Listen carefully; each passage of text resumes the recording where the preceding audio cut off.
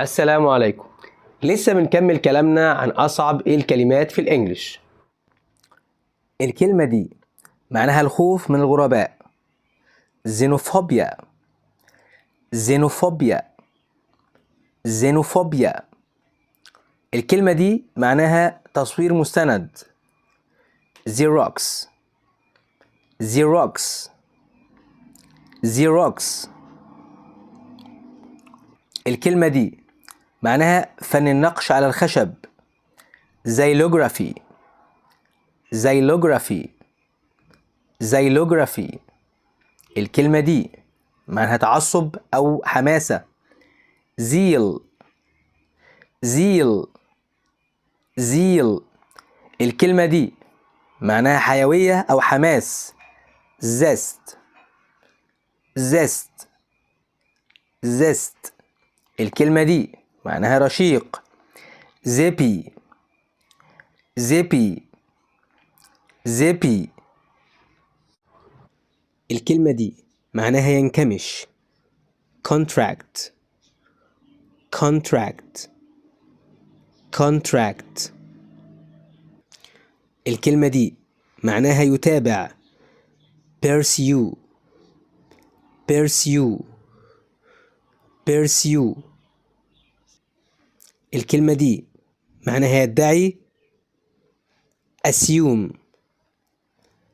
assume. assume. assume.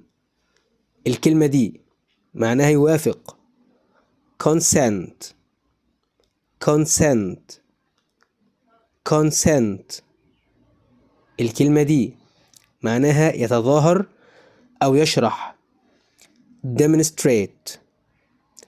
demonstrate. demonstrate. الكلمة دي يفسر أو يوضح. illustrate. illustrate. illustrate. illustrate. الكلمة دي معناها يدمج. integrate. integrate. integrate.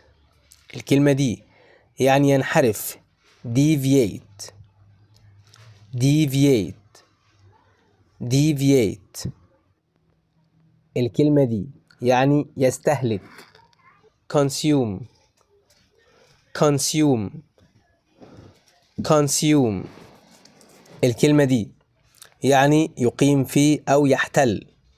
occupy. occupy. occupy. الكلمة دي يعكس أو يرجع. reverse. reverse. reverse. الكلمة دي يعني يتدخل. intervene. intervene. intervene. الكلمة دي معناها يذبل. wither.